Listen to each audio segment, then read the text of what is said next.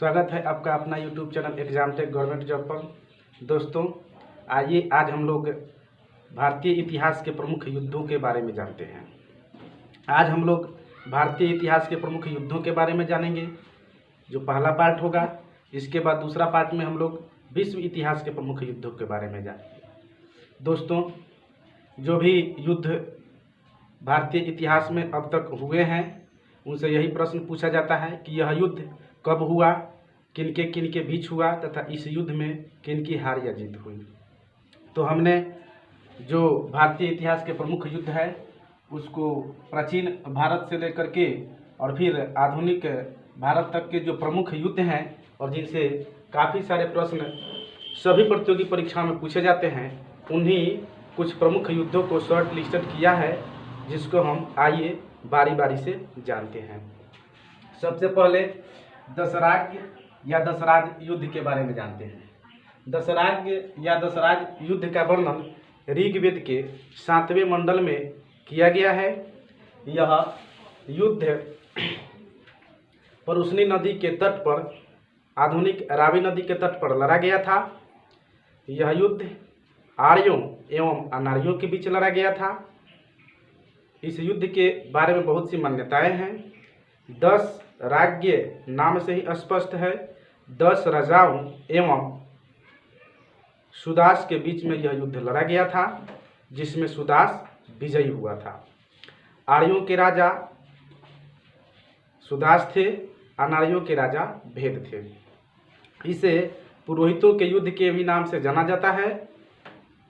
ऐसा इसलिए कि सुदास के पुरोहित वशिष्ठ मुनि थे और अनार्यों अर्थात 10 राजाओं के पुरोहित विश्वामित्र थे, और इसमें वशिष्ठ मुनि की जीत होती है।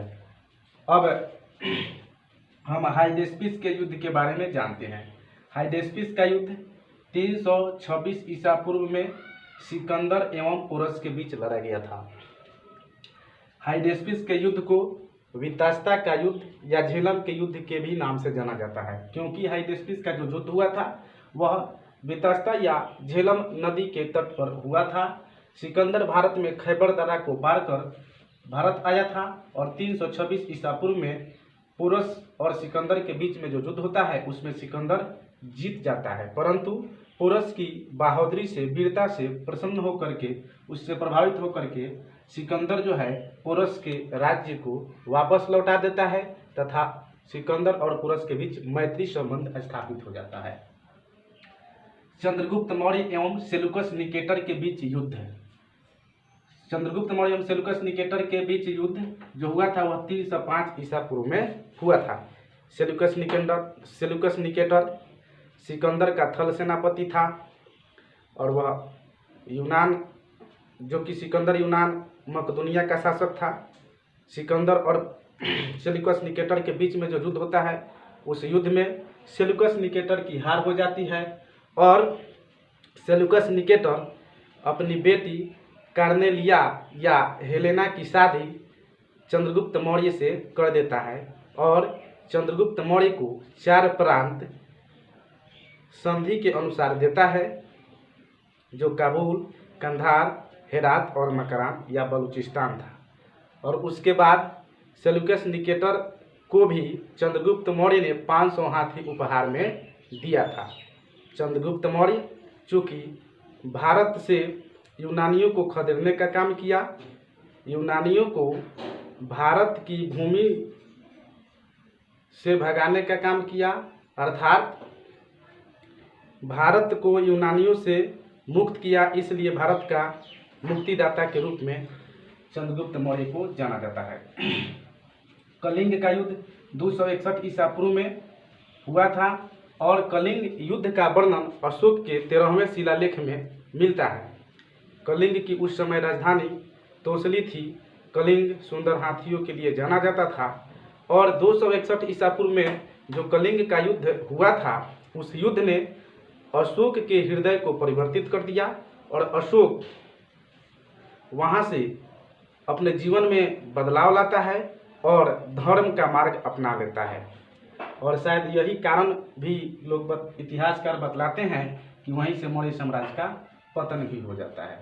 उस समय कलिंग का राजा नंदराज था। सिंध का युद्ध 712 ईस्वी में हुआ था। मोहम्मद बिन कासिम और दाहिर। भारत पर पहला मुस्लिम आक्रांता मोहम्मद बिन कासिम था, जो सिंध पर आक्रमण किया। और जब सिंध पर आक्रमण किया तो उस समय वहाँ का राजा दाहिर था, और मोहम्मद बिन कासिम जो था इस युद्ध में जीत जाता है। रॉबर के युद्ध में दाहिर मारा गया। अब हम तराइन के प्रथम युद्ध, तराइन का जो प्रथम युद्ध हुआ था वह 1191 ईस्वी में मोहम्मद गोरी और पृथ्वीराज चौहान के बीच हुआ था। तराइन के प्रथम युद्ध में पृथ्वीराज चौहान जीत जाता है। तराइन का द्वितीय युद्ध 1192 ईस्वी में मोहम्मद गोरी और पृथ्वीराज चौहान के बीच होता है। प्रथम तराइन के युद्ध में पृथ्वीराज चौहान जीतता है, परंतु तराइन के द्वितीय युद्ध में पृथ्वीराज चौहान की हार हो जाती है और मोहम्मद गोरी इस युद्ध में जीत जाता है। चंदावर का युद्ध 1194 ईस्वी में मोहम्मद गोरी और जयचंद के बीच हुआ था। चंदावर का युद्ध 94 मोहम्मद गोरी और जयचंद के बीच में हुआ था और इसमें मोहम्मद गोरी जीत जाता है। पानीपत का पहला युद्ध 21 अप्रैल 1526 ईस्वी को हुआ था, बाबर एवं इब्राहिम लोदी के बीच। सल्तनत काल का जब हम लोग अध्ययन करते हैं तो उसमें सबसे अंत में लोदी वंश आता है, और लोदी वंश के अंतिम शासक इब्राहिम लोदी को बाबर जो है हरा देता है, लोदी वंश का खात्मा कर देता है। लोदी वंश के खात्मे के साथ ही सल्तनत काल का भी अंत हो जाता है और भारत में बाबर मुगल वंश की नींव रखता है।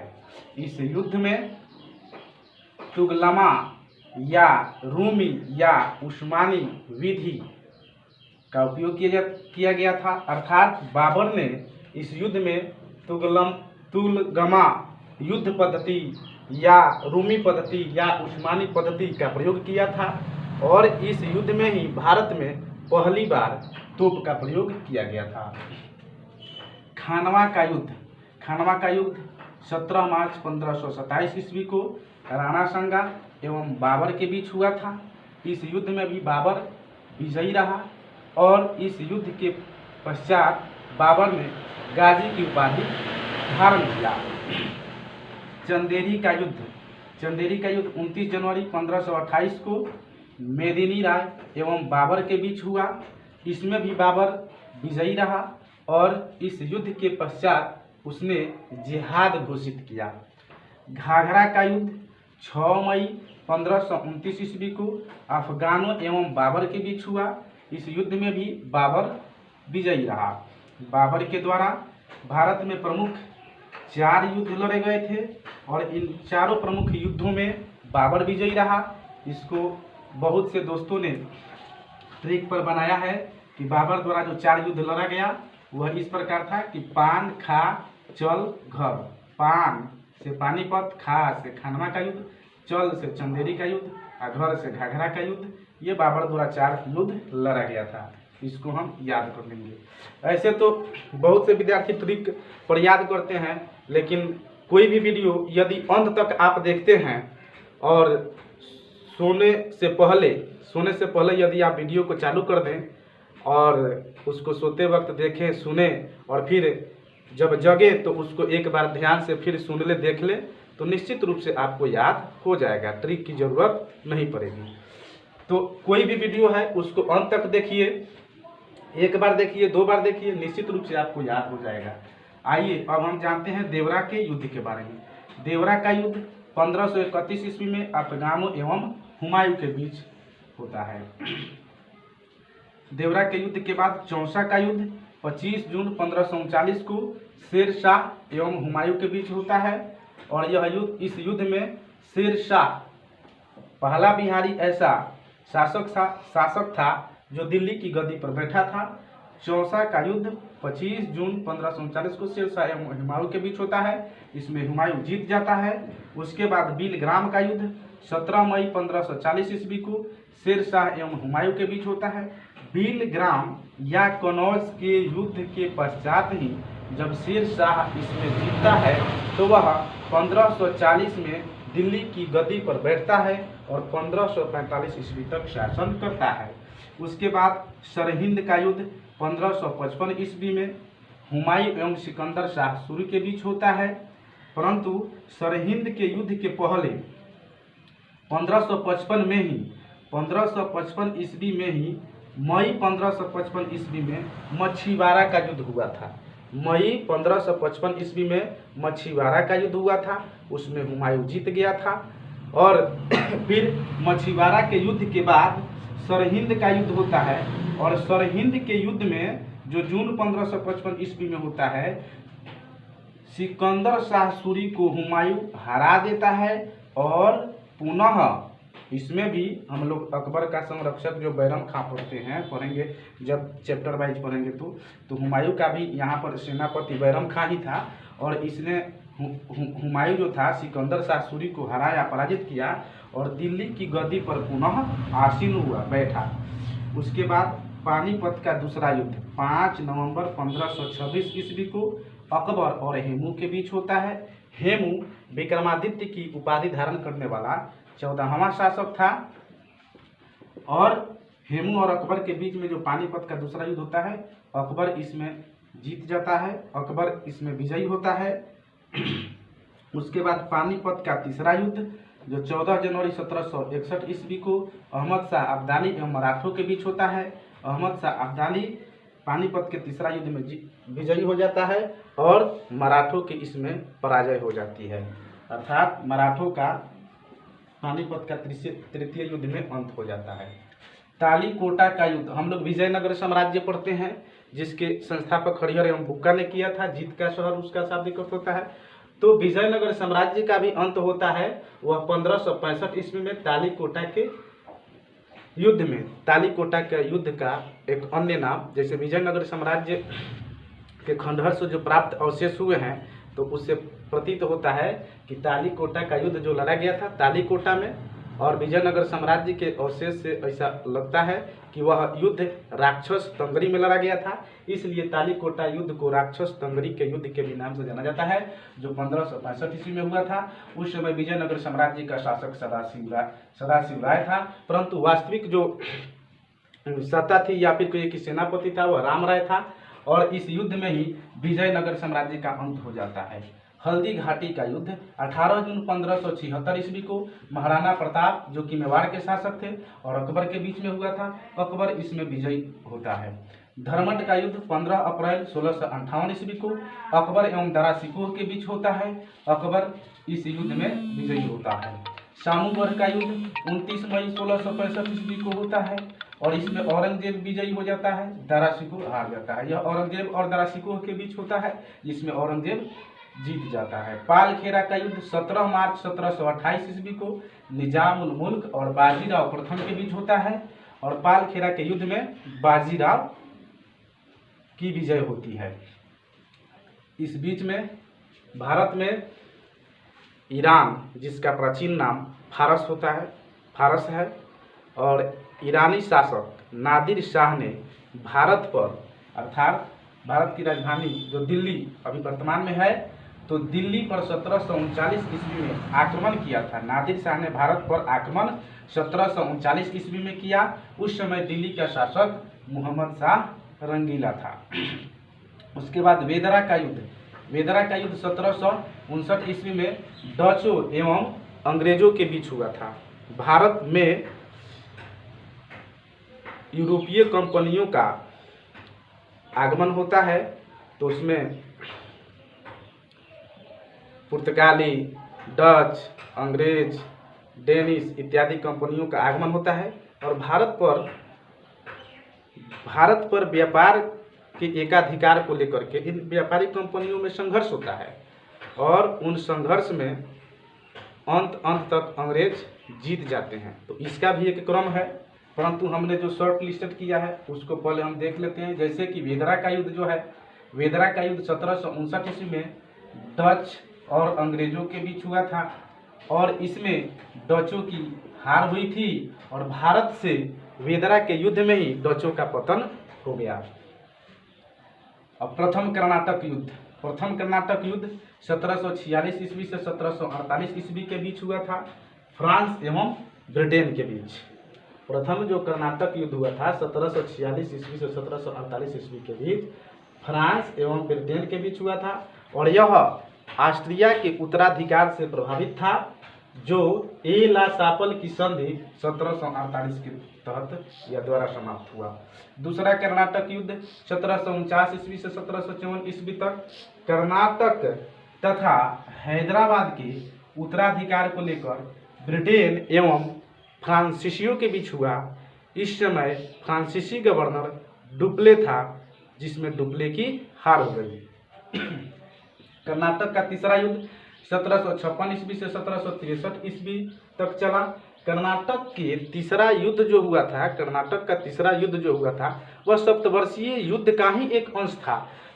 यूरोप में ब्रिटेन और फ्रांस जब आपस में लड़ रहे थे, सप्तवर्षीय युद्ध का जैसे ही वहां आगाज हुआ, तो भारत में भी ईस्ट इंडिया कंपनी और फ्रेंच कंपनी के बीच युद्ध शुरू हुआ, जिसको कर्नाटक के तीसरा युद्ध के नाम से जाना गया। और यह युद्ध 1763 ईस्वी में पेरिस की संधि के द्वारा समाप्त हुआ। वांडीवास का युद्ध 1760 ईस्वी में अंग्रेज सेनापति आयरकुट के नेतृत्व में तथा फ्रांसीसी सेनापति काउंट लाली के बीच लड़ा गया, और 1760 ईस्वी के वांडीवास के युद्ध में ही बूसी को बंदी बना लिया गया, और इस युद्ध में फ्रांसीसी कंपनी का अंत हो गया, अर्थात अब भारत पर इंग्लैंड की ईस्ट इंडिया कंपनी का व्यापार के लिए एकाधिकार प्राप्त हो गया, या एकाधिकार प्राप्त कर लिया।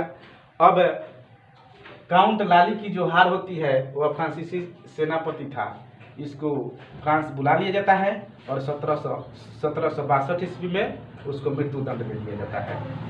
प्रथम आंग्ल मराठा युद्ध 1775 ईस्वी से 1782 ईस्वी के बीच चला। दूसरा आंग्ल मराठा युद्ध, आंग्ल का मतलब यहाँ पर हम अंग्रेजों से, आंग्ल का संबंध यहाँ अंग्रेजों से है, आंग्ल मराठा यानी अंग्रेजों एवं मराठा के बीच। दूसरा आंग्ल मराठा युद्ध 1803 से लेकर 1805 ईस्वी तक चला। तीसरा आंग्ल मराठा युद्ध 1817 ईस्वी से लेकर के 1819 ईस्वी तक चला। प्रथम आंग्ल मैसूर युद्ध, मैसूर एक स्वतंत्र राज्य था, तो वहाँ भी अंग्रेजों ने मैसूर को ईस्ट इंडिया कंपनी में मिलाने के लिए युद्ध किया। तो प्रथम आंग्ल मैसूर युद्ध जो होता है वह 1767 ईस्वी से 1769 ईस्वी तक चलता है।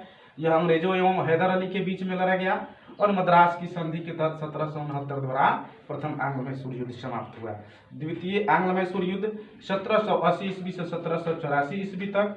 द्वितीय आंग्ल मैसूर युद्ध में घाव के कारण हैदर अली की मृत्यु हो जाती है। यह हैदर अली एवं वारन हेस्टिंग्स के बीच लड़ा गया था, और मंगलोर की संधि 1784 के द्वारा समाप्त हुआ। तृतीय आंग्ल मैसूर युद्ध 1790 ईस्वी से 1792 ईस्वी तक। यह टीपू सुल्तान जो कि हैदर अली का पुत्र था, टीपू सुल्तान एवं कर्नवालिस जो कि अंग्रेजी उस समय गवर्नर था, टीपू सुल्तान और कर्नवालिस के बीच में होता है। और श्रीरंगपट्टनम की संधि 1792 के द्वारा तृतीय आंग्ल मैसूर युद्ध समाप्त हुआ।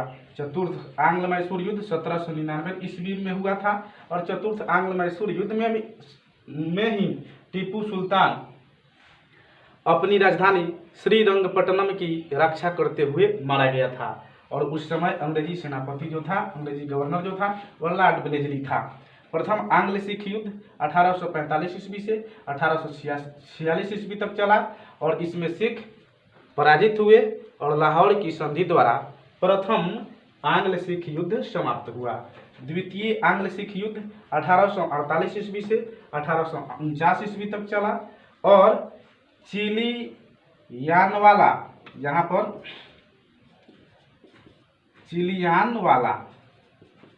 चिलियानवाला के युद्ध जो 1849 ईस्वी में हुआ था, उस युद्ध में राजा दिलीप सिंह जो कि सिखों के अंतिम शासक के रूप में जाने जाते हैं, राजा दिलीप सिंह, और उसकी पत्नी को 5 लाख के वार्षिक पेंशन पर इंग्लैंड भेज दिया। दोस्तों, हम लोगों ने भारत के जो प्रमुख युद्ध हुए थे और उनसे जो प्रतियोगी परीक्षाओं में, विभिन्न प्रतियोगी परीक्षाओं में प्रश्न पूछे जाते हैं, उनके बारे में अध्ययन किया। अगले वीडियो में हम विश्व इतिहास के प्रमुख युद्धों के बारे में अध्ययन करेंगे। और यदि यह मेरा वीडियो आपको अच्छा लगे तो लाइक कीजिए, हमारे चैनल को सब्सक्राइब कीजिए और अपने दोस्तों के साथ अधिक से अधिक संख्या में शेयर कीजिए, ताकि आपके सहयोग से इस चैनल को बढ़ावा मिल सके। धन्यवाद।